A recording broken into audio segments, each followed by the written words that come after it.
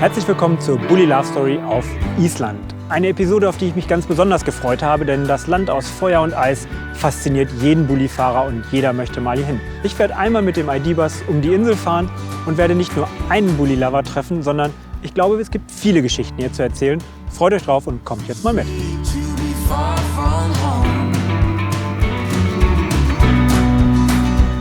So, die ersten Kilometer Schotterstrecke auf Island liegen hinter uns. Macht schon ordentlich Spaß. Ich habe mich jetzt verabredet mit dem Matthias. Der Matthias ist ausgesprochener Island-Spezialist, war schon tausende von Male hier. Ist ein guter alter Bekannter und von dem hoffe ich jetzt noch mal ein paar Tipps abzugreifen, denn der war die letzten 2 Wochen hier unterwegs und kennt dann die aktuelle Situation, was Straßen, was Wasserdurchfahrten angeht. Und den treffen wir jetzt. Grüß dich. Cool, dass das klappt. Ja, top, oder? Und hier mitten auf dem Öxi. Aber da hast du natürlich auch ein geiles Fleck Erde ausgesucht. Für mich als Island-Novize ist es natürlich super, so einen Experten wie dich zu treffen, weil, weißt du, wie oft du schon da warst? Hast du es mal gezählt? Ich habe es nicht mehr gezählt, aber garantiert 50 plus X. Also keine Ahnung. Der Traum aller Bullifahrer, Island, Hochland, 4x4. Ich bin klassisch unterwegs, wie früher mit dem VW-Bus, Heckantrieb. Gibt es auch hier Routen, die ich machen kann? Der Allradantrieb ist nicht so wichtig. Man muss ein bisschen gutes Auge haben. Ich denke jetzt, der ID-Bus könnte ein bisschen größere Räder noch haben. Aber du wirst auf jeden Fall tolle Strecken finden, auch ungeteerte und mit Top-Landschaft. Viele Leute sagen, mit E-Autos kannst du nichts vernünftig fahren, weil Reichweite, bla bla bla. Ich glaube einfach, du musst immer so fahren, dass es für dein Auto auch passt. Du musst mit dem VW-Bus anders im Gelände fahren. Und du musst dich einfach ein bisschen dran anpassen. Und dann funktionieren viele Dinge, die für unmöglich gehalten werden. Also sagst du jetzt so, als Reiseexperte ist es gar nicht so bescheuert, was ich hier mache mit dem Auto? Nee, ich hätte Bock mitzufahren. Das wäre ein Traum. Das wird richtig Spaß machen, das auszuprobieren. Jetzt freue ich mich mal ein bisschen, deine Karte zu sehen, weil du sagst, du hast ein paar Sachen Ja, ich habe so ein paar rausgesucht. geile Sachen, einfach, die auch gehen werden. Ja, dann lass uns doch mal gucken. Ja, lass uns mal machen. Ich habe es so gemacht, dass ich dir einfach ein paar Sachen markiert habe, wo ich denke, das ist ganz besonders auf Island. Also da kriegst du einfach ein paar Eindrücke. Du kannst natürlich hier auch Wochen oder sogar Monate verbringen, immer was Neues sehen. Aber jetzt kriegst du halt mal so einen Schnelldurchlauf. Du fährst ja auch weiter, hier jetzt gerade mit dem Uhrzeigersinn.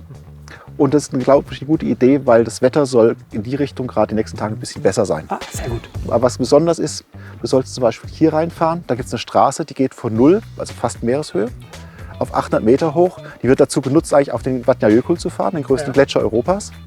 Aber du kannst selbst mit dem VW-Bus kannst du praktisch oberhalb von der Gletscherzunge langfahren. Und gerade bei schönem Wetter ist es top. Das ist einfach, also sollst du machen. Die Strecke ist ein bisschen abenteuerlich, aber dafür bist du ja hier. Ja. Dann kommt ihr natürlich hier rüber.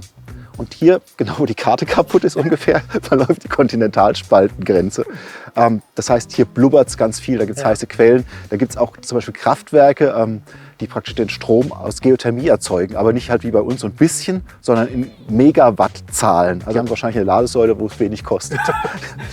Geothermie ist natürlich ein cooles Stichwort. Das heißt, die haben ja hier so viel Energie in der Erde. Das heißt, ich kann rein theoretisch wahrscheinlich komplett regenerativ unterwegs sein, wenn ich hier einmal um die Insel fahre. Das ist, glaube ich, der beste Ort, um das auszuprobieren. Ja. Weil hier kommt alles aus Wasserkraft oder aus Geothermie. Ja, bleibt mir eigentlich nur noch Danke zu sagen. Schade, dass es jetzt so kurz ist, aber toll, dass es geklappt hat. Ich weiß nicht, wann ich das alles schaffen soll. Vielen Dank dafür. Mach's gut. Dir eine schöne Heimfahrt und ich melde mich, wenn ich wieder da bin. Ja, viel Spaß damit.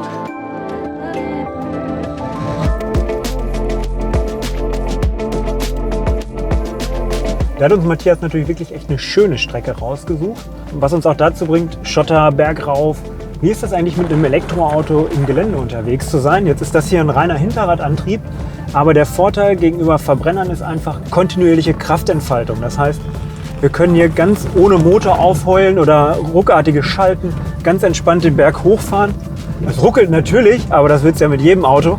Aber von der Kraft her ist es total ohne Anstrengung und wir kommen ganz entspannt den Berg hoch und können uns auf das eigentliche Fahren konzentrieren und müssen nicht auch noch irgendwie schalten oder gucken, dass uns die Drehzahl nicht absackt.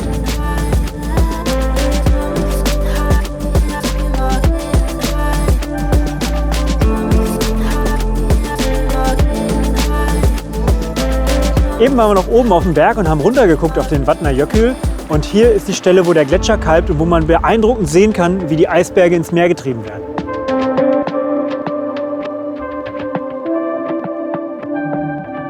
Moin, hi. Sorry, dass ich einfach mal so anhalte hier. Ich bin der Christian. Hi, ich bin Ralf. Aber bei so einem geilen T3, wie lange habt ihr den schon? Wir haben den jetzt seit 7, 8 Jahren. Ja. Haben den erster Hand gekauft von einem älteren Herrn aus dem alten Land.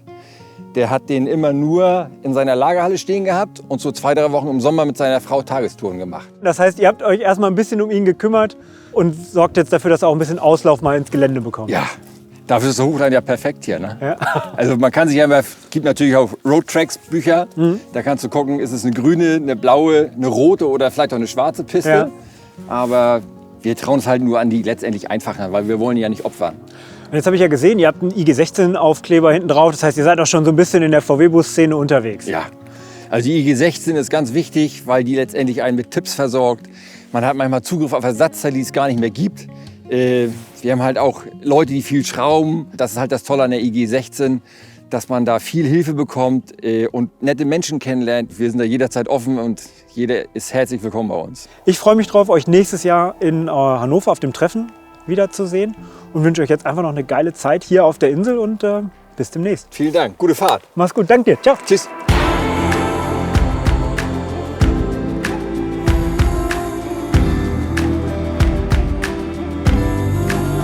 Auch das ist Island. Man muss einfach mal Pause machen, wenn der Schäfer über die Straße kommt.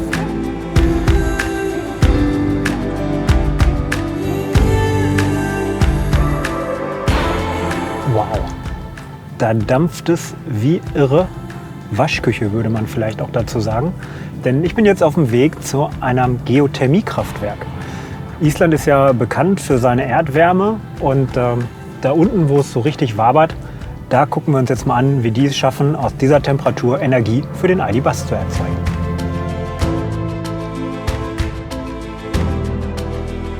So in this particular building, we are actually producing electricity for whole Iceland and hot water just for the capital region. Basically 70% is hydroelectric, as you said, and 30% comes from geothermal.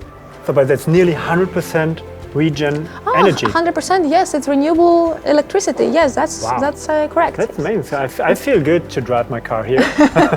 We don't have any regrets for any emissions, yes. That is true. Das Brummen, was ihr hier hört, sind die Generatoren. Das habe ich nämlich gerade von der Angelina gelernt, bei der ich mich ein bisschen wie beim Sendung mit der Maus gefühlt habe. Für mich geht es jetzt weiter nach Reykjavik und wie ich sehe, ist das Auto zu 100% geladen. Das heißt, wir kommen ganz entspannt in die Hauptstadt.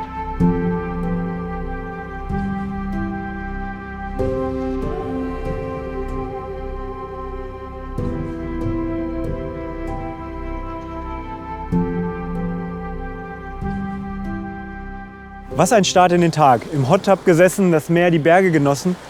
Island bietet einfach so viel unglaubliche Natur und das warme Wasser kam auch noch direkt aus der Erde. Ganz hier im Norden gibt es ein Museum, was sogar 3 T3s hat und was die Geschichte von den Autos ist, das gucken wir uns gleich an.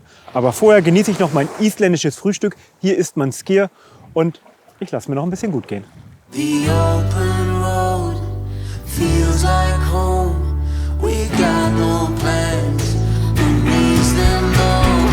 The open road feels like home. We got no plans on where we go. The open road feels like home. We got no plans, who needs them though?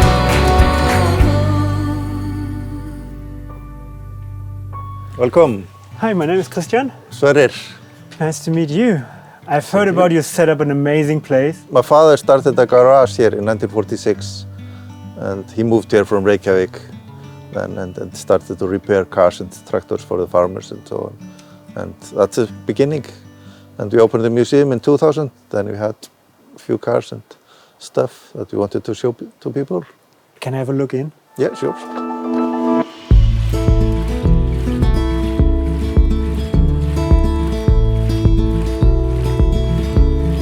You can show the whole automotive history here. Guckt euch den T3 mal an. Sieht aus wie ein Joker, ist aber gar keiner. Denn wenn man hier an der Seite guckt, findet man den Schriftzug Campmobil Monaco. Das klingt nach Riviera, das klingt nach Sonnenschein. Und damit könnte ich mir auch vorstellen, direkt loszufahren. Innen drin interessanter Grundriss, 5-Sitzer, Möbelzeile, Hochdach mit Bett, was man so braucht. Schöne Applikation am Hochdach. Erinnert ein bisschen an die Delas. Das ganze Auto riecht noch wie neu. Und wenn man mal guckt, 116.000 Kilometer gelaufen. Das Ding ist ja noch gar nicht eingefahren. Die beiden T3s hier in der Sammlung sind schon ziemlich beeindruckend, weil sie doch sehr besonders sind. Der Boaty, wie er liebevoll genannt wird, ist ein 87er 16 Zoll Synchro. Damit schon was sehr, sehr Besonderes. In seinem vorigen Leben war der Wagen bei der Post, ist dort rumgefahren. Deswegen auch das große Hochdach, was man umgangssprachlich auch Posthochdach nennt. Und die Besitzer waren handwerklich sehr begabt. Man sitzt hier drin, es riecht, wie es in einem T3 riechen muss. Und der Ausbau ist mal was ganz anderes. Die Gläser wie in einem Boot gesichert, damit auf den isländischen Hochlandstraßen auch nichts verloren geht. Der Ausbau mit einer Art Rundsitzgruppe, einer richtig soliden Arbeitsplatte. Toll zu sehen, dass so ein Fahrzeug noch so gut überlebt hat. Und ganz, ganz spannend fand ich, dass der Besitzer heute immer noch hier hinkommt und sich jährlich um sein Auto kümmert, es ein bisschen sauber macht und pflegt, weil es hier eigentlich immer noch zur Familie gehört. Wow. It is such an amazing place you created here, and I will be definitely come back. Thank you. Yeah. Looking forward to see you again. Great. Thank you. Thanks for Take stopping. care. Yep. Bye bye. Hope you have a good time. Unglaublich, unglaublich, was Sverre da auf die Beine gestellt hat mit seinem Vater. Ich finde solche Museen toll, weil sie zeigen die gesamte Bandbreite und zeigen einfach, dass die Leute Herz haben. Und Herz schlägt bei mir für den Bus. Und da machen wir uns jetzt auf die Suche nach dem T2.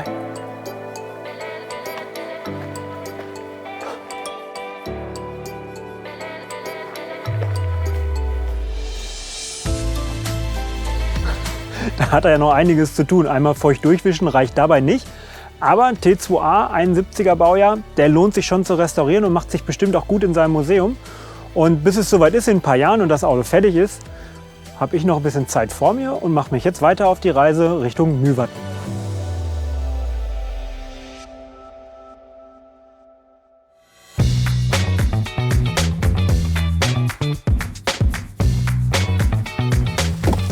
Sowas gibt es auch nur in Island. Du stehst auf Schnee und Eis. Der Traum eines jeden Vanlifers wird hier wahr, denn eine unendliche Dusche. 365 Tage im Jahr, warmes Wasser. Und bevor ich da jetzt drunter springe, schalten wir einfach mal ab.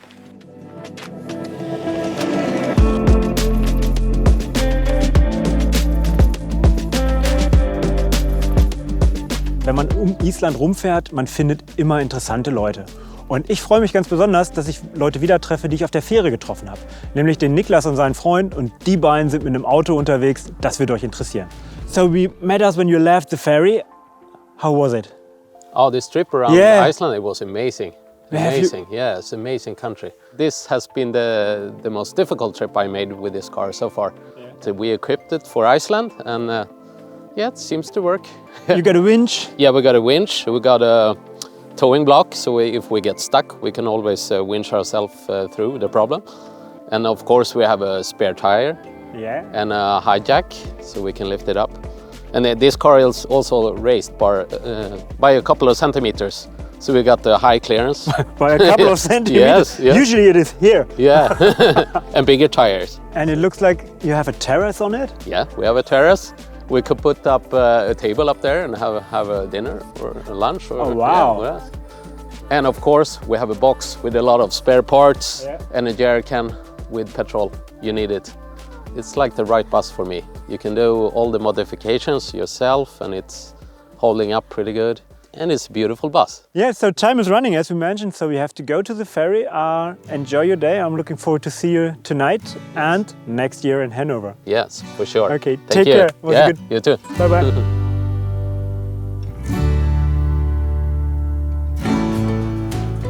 Eine Woche auf Island verging wie im Fluge. Die Insel aus Feuer und Eis bietet so viel. Wenn ihr hier hinkommt, macht 2 bis 4 Wochen Urlaub. Denn es ist einfach unglaublich, was die Insel bietet. Gletscher, Gletscherlagune, Vulkane, Geysire.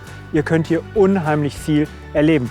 Und was mich am meisten gefreut hat, ist die Leute, die ich getroffen habe. Denn so ein bisschen macht das ja auch das Reisen aus. Und wenn du mit dem Bulli unterwegs bist, kommst du immer ins Gespräch.